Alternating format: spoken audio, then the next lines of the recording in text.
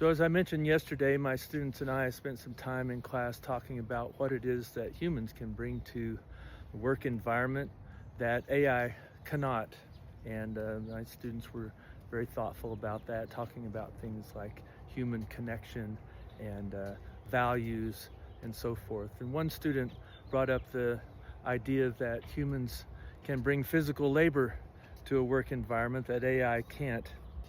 And this was an interesting idea because a lot of people now are urging students, high school graduates, to go into the trades rather than go to college because it seems like a safer career move. AI is going to presumably take all the white collar jobs, and your best chances are for making a good living are in learning a trade. I have a couple of responses to that. One is that if it's a solution, surely it's a temporary solution because people are hard at work now figuring out how to make AI physical, inventing robots that can do the physical labor. And so while today you might get AI to design a house and put an architect out of work, you still need carpenters and plumbers and electricians and people who are going to hammer shingles onto a roof.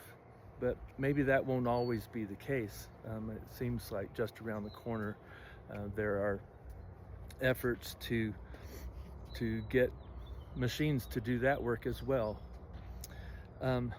The other problem with this is that it ignores and dismisses one of the vital functions of education in this country since Thomas Jefferson, which is the notion that if we're going to be a healthy democratic republic, we need a citizenry that's well-informed and well-meaning, capable of critical analysis, and capable of making wise decisions collectively for the benefit of all.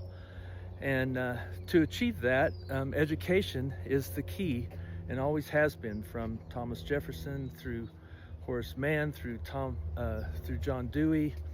This idea that the citizens of this nation need to be educated in things like economics, in political theory, in history, in art and literature, so that they can cultivate these qualities within themselves that allow them to be well-informed, well-meaning people capable of wise judgment. And so in recent times, that function of education has been diluted, and education has increasingly been seen more purely in terms of an economic transaction, a way to get a job, and not necessarily to be an engaged citizen.